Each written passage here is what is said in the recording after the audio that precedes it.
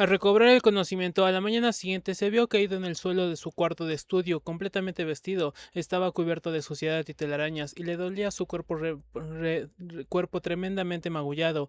Al mirarse en el espejo, observó que tenía el pelo chamuscado y notó además que su ropa exterior estaba impregnada de un olor desagradable. Entonces le sobrevino un ataque de nervios. Después, dominado por el agotamiento, se encerró en su casa, envuelto en una bata, y se limitó a mirar por la ventana de poniente. Así pasó varios días, temblando siempre que amenazaba tormenta y haciendo anotaciones horribles en su diario. La gran tempestad se encadenó el 18 de agosto, poco antes de medianoche. Cayeron numerosos rayos en toda la ciudad, dos de ellos excepcionalmente aparatosos. La lluvia era torrencial y la insensata sucesión de truenos impidió dormir a casi todos los habitantes. Blake, completamente loco de terror ante la posibilidad de que hubiera restricciones, trató de telefonear a la compañía a eso de la una, pero la línea estaba cortada temporalmente como medida de seguridad. Todo lo iba registrando en su diario, su caligrafía grande, nerviosa y a menudo indescifrable. Refleja en esos pasajes el frenesí y la desesperación que le iban dominando de manera irreprimible. Tenía que mantener la casa a oscuras para poder ver por la ventana, y parecía que debió pasar la mayor parte del tiempo sentado a su mesa, indagando ansiosamente a través de la lluvia y por encima de los relucientes tejados del centro, la lejana constelación de luces de Federal Hill. De cuando en cuando garabateaba torpemente algunas frases: no deben apagarse las luces, sabe dónde estoy, debo destruirlo, me está llamando, pero esta vez no me hará daño. Hay dos páginas de su diario que llenó con frases de esta naturaleza.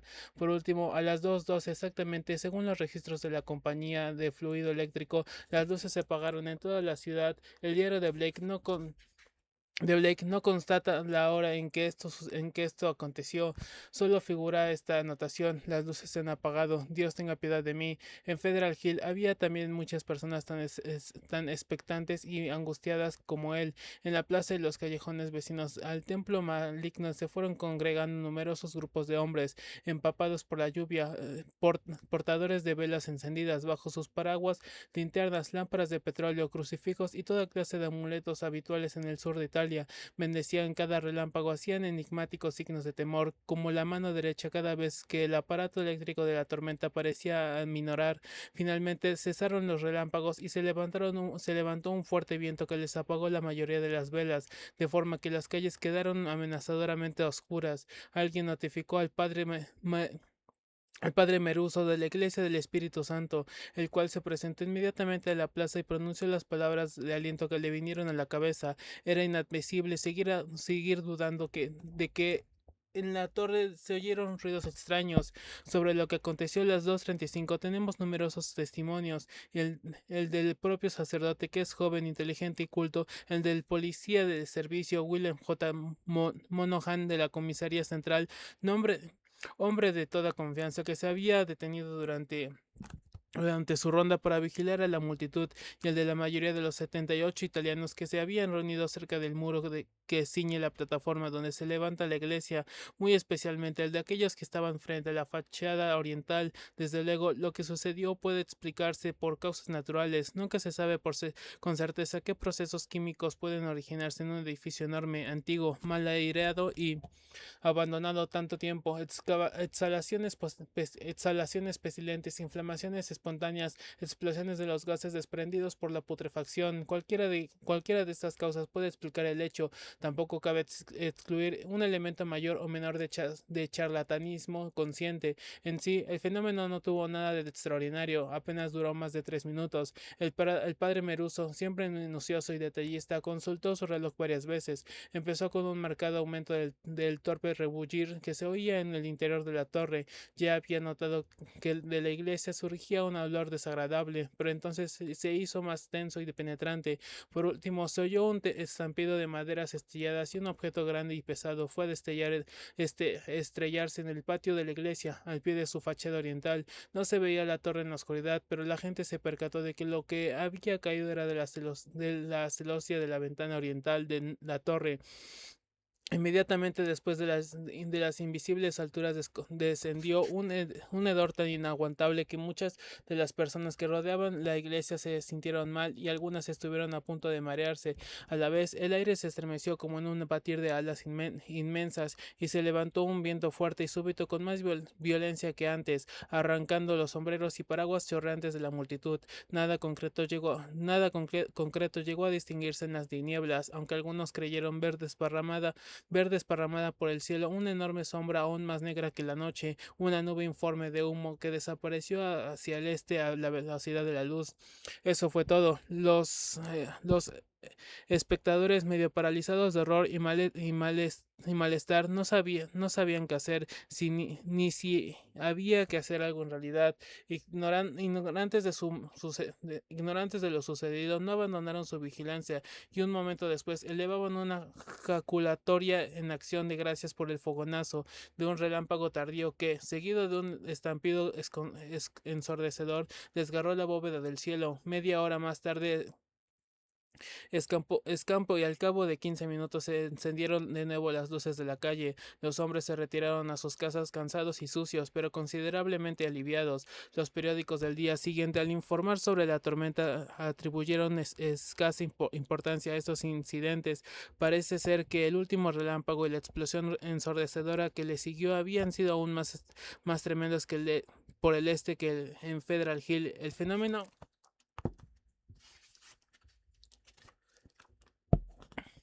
se manifestó con mayor intensidad en el barrio universitario, donde también percibieron una tufarada de insoportable fetidez. El estallido del trueno despertó al vecindario, lo que dio lugar a que más tarde se expresaran las opiniones más diversas. Las pocas personas que estaban despiertas a esas horas vieron una llamada irregular en la cumbre de College Hill y notaron la inexplicable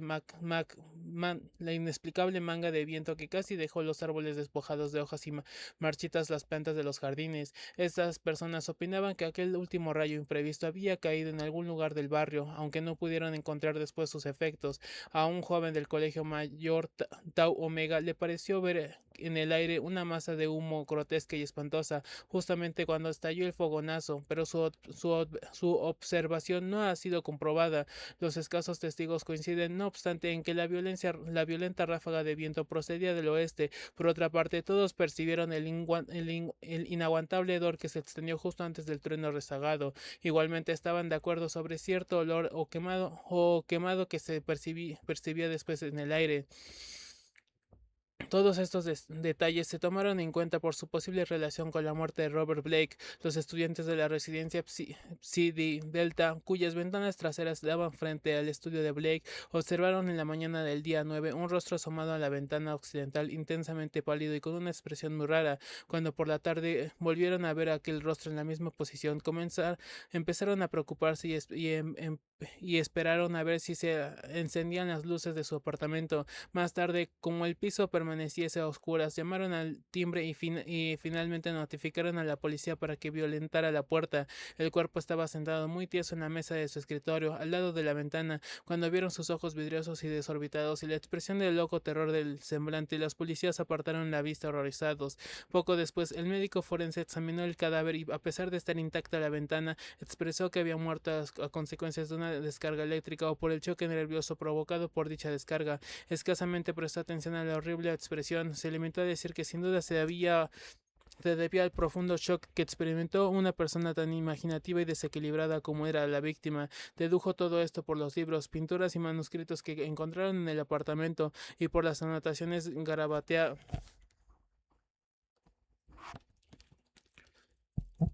garabateadas a ciegas en su diario. Blake había seguido escribiendo frenéticamente hasta el final. Su mano derecha aún empuñaba rígidamente el lápiz, cuya punta se había debido romper en una última contracción espasmódica. Las anotaciones efectuadas después del apagón apenas resultaban ilegibles. Ciertos investigadores han sacado, sin embargo, conclusiones que difieren radicalmente del veredicto oficial, pero no es probable que el público dé crédito a tales especulaciones especulaciones. La hipótesis de estos teóricos no se ha visto favorecida precisamente por la intervención del supersticioso Dr. Dexter, que arroja al canal más profundo de la bahía de Narragansett la extraña caja y la piedra resplandeciente que encontraron en el oscuro recinto del Chapitel. La excesiva imaginación y el desequilibrio nervioso de Blake, agravados por su descubrimiento de un culto satánico ya desaparecido, son sin duda los motivos del delirio que aturdió sus últimos momentos. He aquí sus anotaciones postreras, o al menos lo que de ellas se ha podido descifrar. La luz todavía no ha vuelto. Deben de haber pasado 5 minutos. Todo depende de los relámpagos. Ojalá Yadid haga que continúen a pesar de ellos. Notó el influjo maligno. La lluvia y los truenos son ensordecedores. Ya se está dominando de mi mente. Trastornos de la memoria. Recuerdo cosas que no he visto nunca. Otros mundos, otras galaxias, oscuridad. Los relámpagos me parecen tinieblas y las tinieblas luz. A pesar de la oscuridad total, veo la colina y la iglesia, pero no puede ser verdad. Debe ser una impresión de la retina.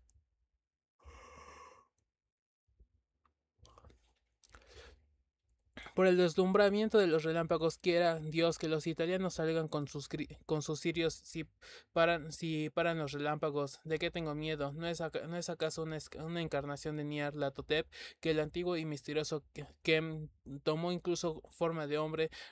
Recuerdo Yugot y Shagai, aún más lejos y un vacío de planetas negros al final.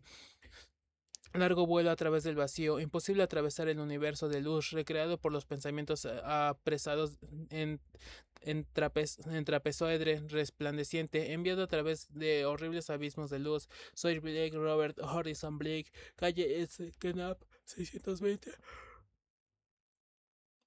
Milwaukee, Wisconsin. Soy de este planeta. Azatoth, ten piedad. Ya no relampaguea horrible. Puedo verlo todo por un sentido que no es la vista. No es la vista. La luz es tinieblas y las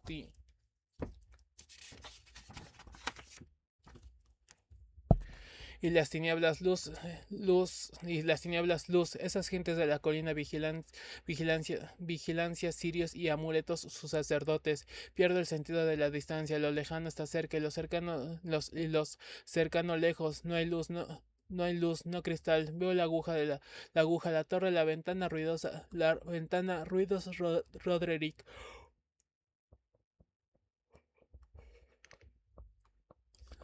Usher, estoy loco, me estoy volviendo loco, me estoy volviendo. Ya se agita y aletea en la torre. Somos un quiero salir, debo salir y a juntar mis fuerzas. Mi fuerza sabe dónde estoy. Soy Robert Blake, pero veo la torre en la oscuridad. Hay un olor horrible, sentidos transfigurados. Saltan las tablas de la torre y abre paso Iag Ig. Lo veo, viene hacia acá, viento infernal, sombra titánica, negras alas, Yoxotot, sálvame tú, ojo ardiente de 3 lóbulos.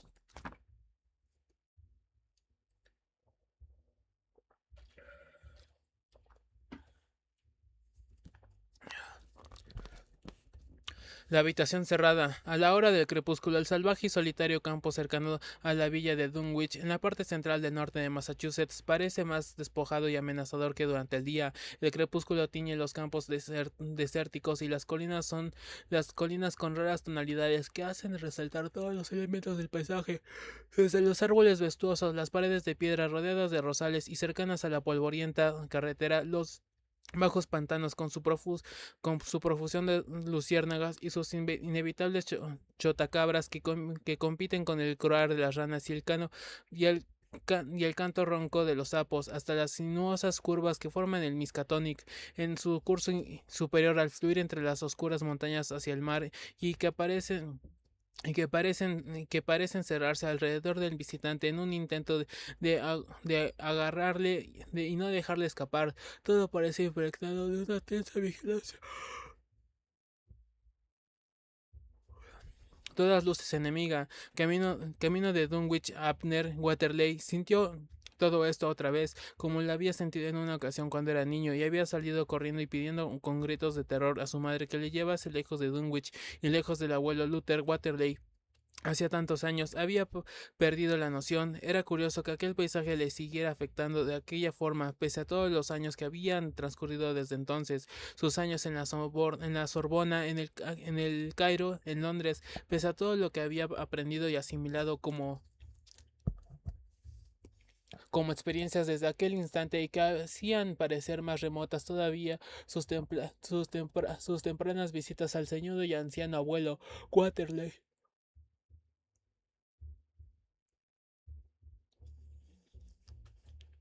En su vieja casa, cercana al molino a orillas del Miskatonic, el escenario de su niñez salía ahora de la neblina del tiempo, como si hubiera sido ayer cuando visitó por última vez a sus familiares. Ya no quedaba nadie, mamá, el abuelo Watterley, la tía Sara, a la que no conoció y solo sabía que vivía en algún lugar de la vieja casa, el odioso primo Wilbur y su terrible hermano gemelo que pocos habían conocido antes de su espantosa muerte en la cima de Sentinel Hill. Pero según pudo comprobar mientras atravesaba el puente cubierto, Dunwich no había cambiado. La calle principal se hallaba bajo el fantasmagórico pico de Round Mountain. Sus tejados de estilo holandés estaban tan decrépitos como siempre, sus casas desiertas y solo se mantenían en pie. La vieja iglesia con el campanario derruido pesaba sobre todo aquello en una aura de ruina sistemática. Se desvió de la calle principal y tomó una carretera escarpada que ascendía por la ribera hasta que alcanzó un lugar en el que había una gran casa y un molino con una enorme rueda en la orilla del río. Era ahora propiedad suya. El testamento del abuelo Waterley estipulaba que se asentase en la propiedad y diese los pasos necesarios para llegar a la disolución que yo mismo no pude realizar. Una curiosa condición, pensó Atner, pero por otro lado, todo cuanto concernía al abuelo Waterley había sido extraño, como si la decadencia de Dunwich le hubiese contagiado sin remedio. Nada resultaba más extraño que la llegada de Abney Waterley, dejando atrás una vida cosmopolita para cumplir todos los deseos de su abuelo y hacerse cargo de una propiedad que casi no compensaba el esfuerzo que suponía levantarla. Reflexionando con tristeza, pensó que los parientes que todavía vivían cerca de él o en el propio Dunwich podrían tomar a mal su regreso, teniendo en cuenta la forzada reclusión en que había vivido la mayoría de los Waterley de la vecindad, particularmente desde los terribles acontecimientos que habían sacudido a la familia Waterley en Sentinel Hill. La casa parecía conservarse como siempre. La parte que daba a la orilla del río estaba ocupada por el molino que hacía ya mucho tiempo había dejado de funcionar y cada vez aparecían más estériles los campos que circulaban Dunwich, excepto una habitación sobre el molino y la de la tía Sara, la parte del edificio que lindaba con él.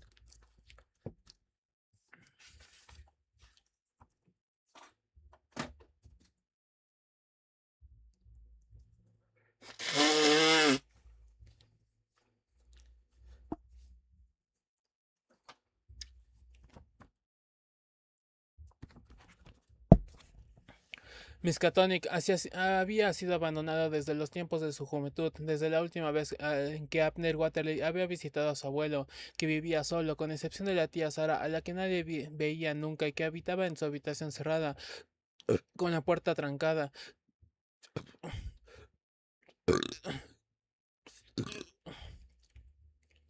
Nunca andaba por la casa porque se lo tenía terminantemente prohibido su padre, de cuyo despotismo solo la muerte consiguió liberarla. Una galería semiderruida en una de las esquinas de la casa rodeaba la parte habitada. En el entramado que soportaba el alero se veían grandes telarañas a las que nadie excepto el viento molestaba a lo largo de los años y el polvo campaba por todas partes, dentro y fuera, según pudo comprobar Abner cuando describió la llave correcta entre todas las que le envió el abogado. Encontró una lámpara y la encendió. El abuelo Waterley tenía proscrita la electricidad, el amarillento resplandor de la luz, la vieja cocina que le era tan familiar como su mobiliario del siglo X1X. La afligió con violencia, su desolación, las sillas y mesas echadas a mano, el reloj de 100 años y la repisa, la escoba gastada, todo.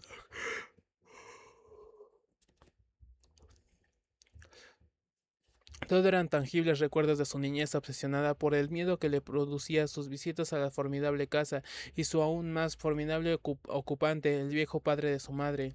La luz de la lámpara dejaba entrever algo más. En la mesa de la cocina había un sobre dirigido a él, con una letra tan desaliñada que solo podía ser de un hombre muy viejo o poco firme. Su abuelo, sin preocuparse de traer el resto de las cosas del coche, Abner se sentó a la mesa y sopló el polvo de la silla y un trozo de la mesa para permitirle poner los codos y abrió el sobre.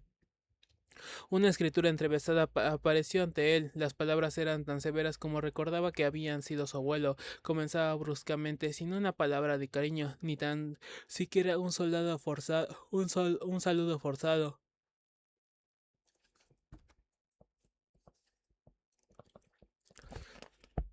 Nieto, cuando leas esto, hará ya meses que me habré muerto, quizás más, a no ser que te encuentres antes de lo que creo. Te he dejado una cantidad de dinero, todo lo que tengo a la hora de mi muerte, que actualmente está en el banco de Arkham a tu nombre. No hago esto solo porque seas mi único nieto, sino porque entre todos los Waterley somos un clan numeroso, hijo. Tú has recorrido un mundo y has recopilado bastantes conocimientos como para permitirte mirar las cosas con mente estructurada, sin la superstición de la ignorancia ni la superstición de la ciencia. Ya sabes lo que quiero decir. Es mi deseo que por lo menos la parte de esta casa de Almolino sea desmantelada, que se deshaga tabla a tabla. Si encuentras algo vivo en ella, te ordeno solemnemente que lo mates. No importa su pequeñez, no importa su forma. A lo mejor te parece humana, pero puede engañarte y poner en peligro tu vida. Y sabe Dios la de cuántos otros. Prométeme que lo harás. Si parece que suena a demencia senil, por favor recuerda que algo peor que la locura ha caído sobre los Waterley. Yo me he librado, no ha ocurrido igual con todo lo que me ha pertenecido. Aquellos que se niegan a creer en lo que no saben y niegan su existencia son locos todavía, más empecinados que aquellos de nuestra sangre que han sido culpables de terribles prácticas y blasfemias contra Dios y cosas peores. Tu abuelo.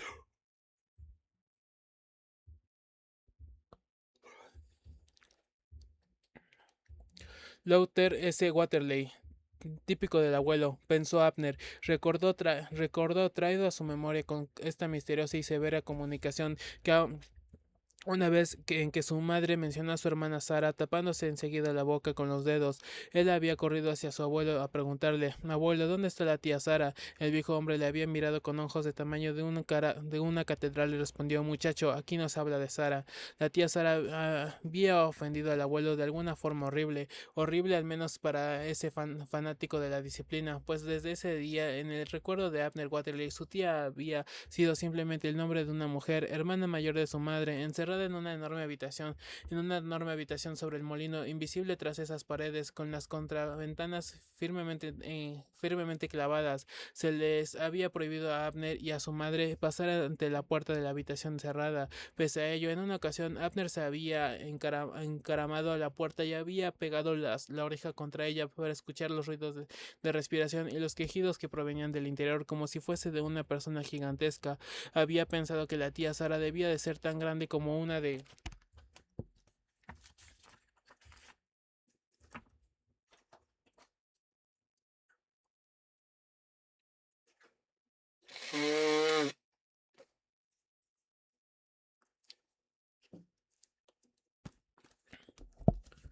Una de esas gordas de circo. Había que ver lo que devoraba, a juzgar por los platos de comida. Principalmente comía carne, que debía prepararse ella misma, pues generalmente estaba cruda. Se la llevaba a la habitación 2 veces al día el viejo Luther Waterley, pues no había sirvientes en la casa, y no los había habido desde que la madre de Abner se había casado. Tras el regreso de la tía Sara, que volvió muy extraña y aturdida de visitar a un pariente en Innsmouth, dobló la carta y la metió de nuevo en el sobre. Pensaría en el contenido otro día. Necesitaba, ante todo, encontrar un lugar para dormir. Salió fuera, sacó las 2 maletas que había dejado en el coche y las trajo a la cocina. Entonces cogió la lámpara y entró en el interior de la casa. Pasó sin detenerse por el anticuado salón, que se mantenía cerrado salvo cuando venían visitas, y nadie más que los Waterley visitaban a los Watterly en Dunwich. Se dirigió a la habitación de su abuelo. Era natural que ocupase la habitación de su abuelo, ya que él era ahora y no Luther Watterly el heredero. La gran cama doble estaba cubierta de ejemplares descoloridos del Arkham Advertiser, cuidadosamente colocados para proteger la delicada tela de la colcha, que había sido bordada con un trabajoso dibujo, sin duda una herencia de los Watterly. Colocó la lámpara en el suelo y retiró los periódicos. Cuando abrió la cama, vio que estaba fresca y limpia, lista para ser ocupada en algún primo de su abuelo. Conocedor de su próxima llegada, se habría ocupado de esto después del entierro. Cogió sus maletas y las llevó a la habitación, que estaba en una esquina de la casa, en el punto más alejado del pueblo. Aunque apartadas de la orilla, sus ventanas daban al río. Abrió la que tenía una tela metálica en la parte inferior y se sentó en el borde de la cama, pensando en las circunstancias que le habría atraído a Dunwich después de tanto tiempo. Se sentía agotado. El denso tráfico de Boston le había cansado. El contraste entre la región de Boston y el desértico territorio de Dunwich le deprimía y le resultaba enojoso. Además, le invadía un impacable nerviosismo de no haber necesitado la herencia para continuar sus investigaciones en el extranjero acerca de las antiguas civilizaciones del Pacífico Sur. No habría venido aquí, pero los lazos familiares existían por mucho que los negase. El viejo Luther Waterley siempre había sido duro y dictatorial, pero en el padre de su madre y el nieto debía fidelidad a su sangre. Round Mountain se elevaba fuera, cerca de la habitación. Sentía su presencia como la había sentido cuando era niño y dormía arriba. Los árboles durante mucho tiempo sin podar se ensortijaban contra la casa y de uno de ellos a esta hora de profundo crepúsculo caía en el tranquilo aire de verano el sonido de las notas de un pájaro. Se reclinó por un momento adormecido por el extraño y agradable canto del búho. Un millar de pensamientos se acumularon en su mente, inundablemente recuerdos. Se vio otra vez de pequeño, siempre algo asustado de divertirse a solas en estos verdaderos alrededores, siempre contento al llegar y más contento aún al irse, pero no podía permanecer así, aunque resultase cómodo. Había tanto que hacer antes de irse que no podía permitirse ni un minuto de un mínimo reposo. Si no quería comenzar con mal pie su confusa tarea, se levantó de la cama, cogió otra vez la lámpara y empezó a hacer una inspección por la casa. Fue al comedor, que estaba entre la habitación y la cocina. El comedor tenía un mobiliario austero, incómodo, artesanal. De ahí se dirigió al salón. El mundo que se ofrecía al abrir la puerta, por los detalles del mobiliario y la decoración, era más cercano del siglo XB3 que el X1X, y desde luego muy alejado del XX. La ausencia de polvo era debido a lo bien que ensamblaban las puertas que reparaban esta habitación del resto de la casa. Subió por las escaleras al piso de arriba e inspeccionó habitaciones tras habitaciones. Todas estaban polvorientas, con las cortinas descoloridas, y el aspecto general era de no haber sido ocupadas durante muchos años. Incluso antes de que falleciese el viejo Luther Waterley, llegó al al pasillo que conducía a la habitación cerrada. El escondrijo opresión de la tía Sara. Ya no podría saber qué había sido, e impulsivamente bajó y se paró adelante de la puerta prohibida. Ningún sonido de respiración, ningún quejido le saludaba ahora. Nada en absoluto, mientras permanecía junto a ella, recordando todavía fascinado por el hechizo de la prohibición de su abuelo, pero no había razón alguna para seguir respetándola. Sacó el llavero y pacientemente probó una llave tras otra en la cerradura, hasta encontrar la que correspondía a ella. Saltó el pestillo y empujó. La puerta se abrió con un chirrido. Alzó la lámpara. Había esperado encontrar el dormitorio de una mujer, pero la habitación cerrada ofrecía un aspecto sorprendente. Había ropa de cama,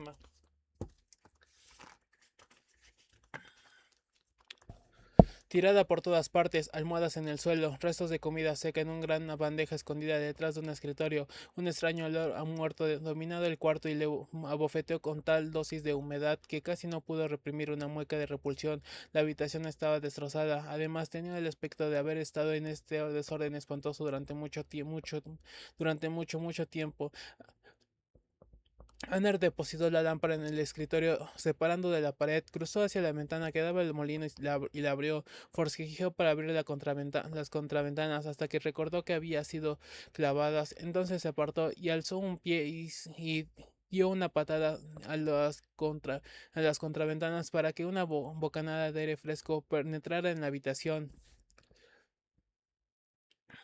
Dio la vuelta y de igual manera hizo saltar las contraventanas de la pared contigua hasta que se separó para ver lo que había hecho. No comprobó de que había roto la pequeña esquina de la ventana que se abría sobre la rueda del molino. Un primer sentimiento de pesar se esfumó al recordar que su abuelo insistía en que el molino, al igual que la habitación, se destruyese. ¿Qué importaba pues una ventana rota? Volvió Volvió para recoger la lámpara. Al hacerlo, dio un empujón al escritorio para colocarlo junto a la pared. En ese momento, a sus pies escuchó un crujido. Miró hacia allí. Una rana de patas muy largas o quizás un sapo. No podía distinguir. Se escabulló debajo del escritorio. Estuvo tentado de echar fuera al animal, pero pensó que su presencia no molestaba demasiado. Si había sido capaz de sobrevivir a este cuarto cerrado durante tanto tiempo alimentándose de cucarachas y otros insectos, merecía continuar viviendo.